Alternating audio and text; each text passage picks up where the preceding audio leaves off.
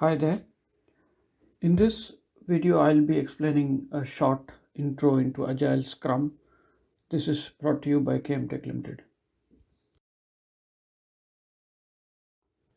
So, Agile Values is focusing on individuals and interactions over processes and tools.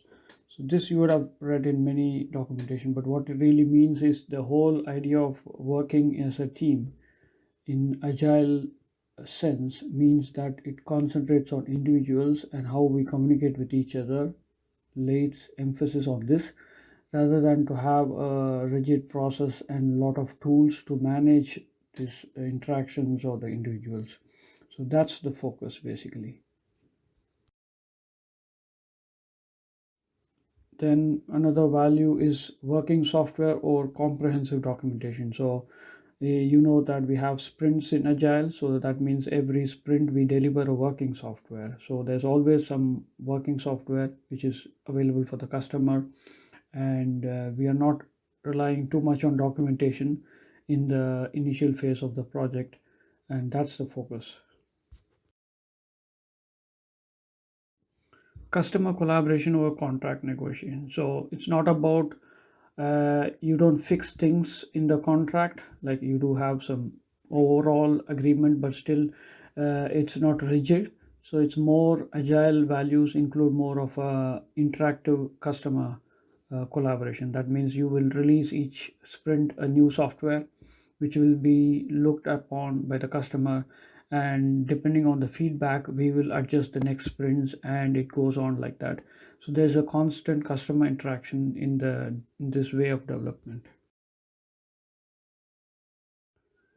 So next one is responding to change or following a plan. So having a plan is good, and it always doesn't have to be following, like you make a plan and normally it doesn't go according to that plan, but still it's important to have a rough plan, but we are not following the plan one to one. So agile is more towards to say we just respond to change, because in software it's a very dynamic area, and a lot of things change, requirements change, how the customer wants your software to be changed quickly. So in response to that in response to that way of working, agile offers a value to say responding to change. So the process or the way of working has to be dynamic. So some of the agile principles are: highest priority is to satisfy the customer with a continuous delivery and valuable software. So it's, as I said before, there's a continuous interaction with the customer, and the main goal is to achieve what really the customer wants, and that will include a very integrated customer into the whole process or the way of working. So this can only ensure a valuable software or a added value to your customer. So one more agile principle is to welcome change. Yeah. So many of the traditional waterfall models are very hard to change the software. It will involve a lot of cost, and the process gets messed up. But in agile, they welcome change, and this gives a customer a competitive advantage. So they can change the requirements, they can change the way things work in the software, and even in the later stage of the software, because we have always every sprint we have a working software. So one more agile principle is to build projects around motivated individuals. So the whole idea of agile is to have a very high morale team which gets things moving, and the team should be supported in the sprint, and they should not be interfered while the sprint is going on, and that's the whole idea. So we should build a team which is highly self-reliant and works on its own and builds the project. So they have to be highly motivated, and this should be ensured by the scrum master and the whole management. Face-to-face conversations are always helpful, and this is ensured by the dailies and retrospectives, and also the sprint planning where all the teams sit together and decide on everything basically. So that's one thing about the good thing about you start the day off with a daily where the team gets together and talks to each other. And when you're starting a sprint planning, you get the team together and they decide on how you want to plan the month's work. And after you finish the sprint, you have the retrospective where you think about what's gone right and what's gone wrong. So this is good about the agile principles, that it gives a face-to-face conversation. So working software is the measure of progress. That's how agile works.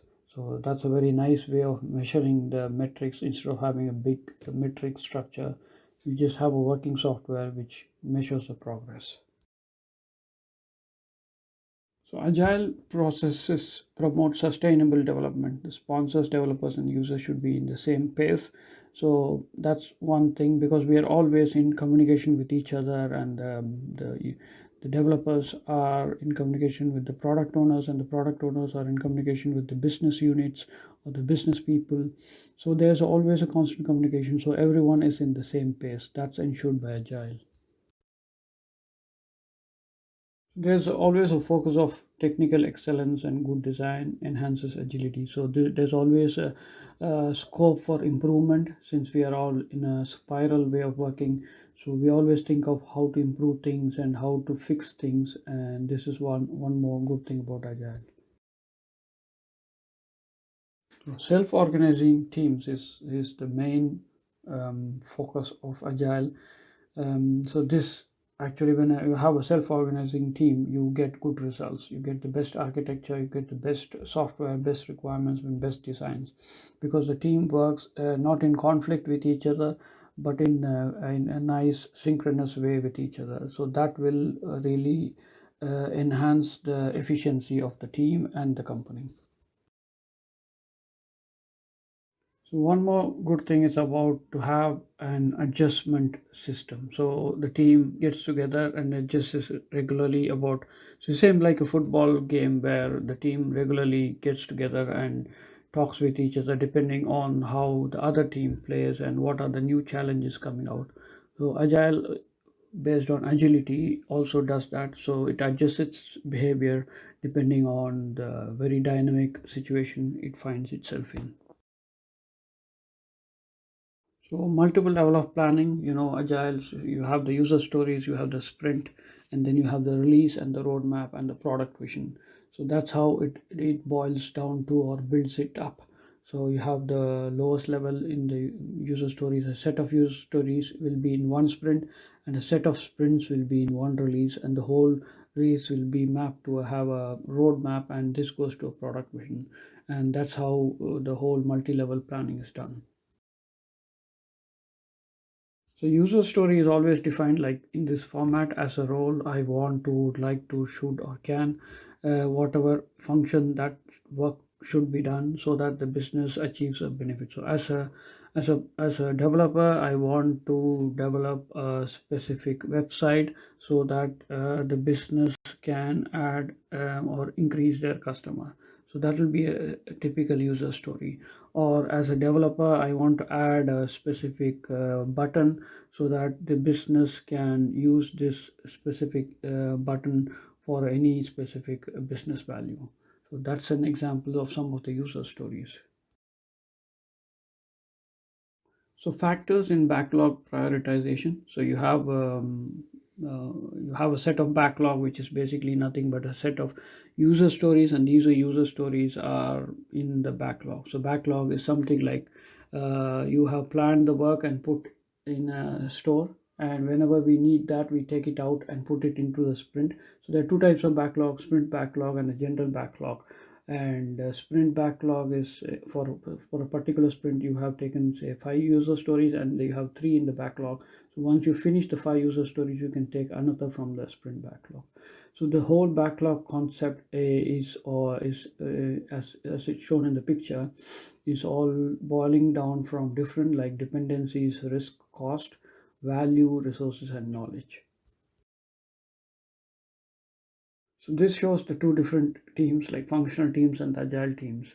And in functional teams, you have the roles like a project manager, customer, business analyst, developer, tester, QA, support engineer, and product manager. So the work is organized around the team, and tasks are assigned mostly by the PM, and the functional silos exist. So basically, the project manager divides the task and gives it to different people. So that's how it's like a traditional way of working. In Agile, it's a bit different. Like the team is organized around the work, yeah, and it's the other way around in the other way, and it's empowered and self-organized, and team pulls the task. So if you have done any sprint project, you will see that in the sprint planning, the whole team sits together and they pick the task they want. And so it's more of the team is organized around the work, and depending on the skill set, each person can take the work depending on themselves. So as far as the sequence of Scrum events are concerned, we have the sprint planning, and you have the product backlog creation and the product backlog refinement. Then you have this daily stand-ups where the people get together and talk to each other, and you have the sprint reviews where you basically present your work to the customer or the stakeholders, and you have the retrospective, which comes like looking back into how the sprint went. Good thing about Scrum Agile is that you have the test driven development. So when in the sprint planning, you'll have the developers and the testers sitting together, and they will be explained about the requirements. So both of them understand what has to be developed or what has to be tested. So well, the developer creates tasks for him to write the write the code or the software, and at the same time, the tester writes the test cases to test that software. So everything goes in hand, and that's a good thing of the TDD or test driven development, and good thing about the sprint. So the retrospective is basically is about looking back how things went. So setting the stage, gather the data, generate insights, decide what to do, and retrospective wrap up. So based on the retrospective, you create impediments or some other items where which could be fixed by the top management or which could be highlighted to the top management. So that's the whole idea of retrospective and fixing things. So as for handling the defects or the bugs in Agile, it's quite flexible. So you can either create a set of bug list, or you can just add it to the backlog, because it could be linked to a specific version of a software. And there are many tools which does this nice. One of the best is the Jira, where you can basically create a bug or a defect and put it in the sprint or in the backlog. And PTC Integrity also has this feature, but still I mean, Jira is more flexible and it has the web front end.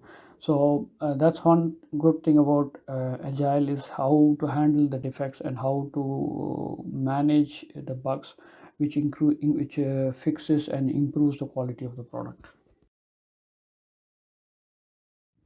Thank you for watching. This video was about agile processes and techniques. So our company mostly works on agile based projects. So we deliver customers every 4 weeks, every 2 weeks. The customers will have a working software or a working product. So that will be our basis. And we have worked on many projects in UK and Germany, and we have our presence in the United Kingdom, in Latvia, in India, and in Germany. So we have a huge experience in working for the British companies and also for the German companies. We also speak German, and we are a very small company, so we can fit into your needs as and when required. We also help the projects to the next level. So our focus will be to enter into a project, and mostly companies outsource projects because of lack of resources, or if the projects are not moving to the next level. So our focus will be to take your project to the next level, and we can offer different work packages like skill technical support, contractors, or work packages, or fixed prices. So we mostly operate on the domains like embedded systems, ALM, PLM solutions, IoT systems, artificial intelligence, deep and machine learning, and also on enterprise web app solutions.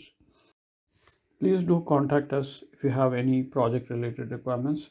We'll be more than happy to support your projects and bring your project to the next level. This is Kmtec Ltd. Thank you.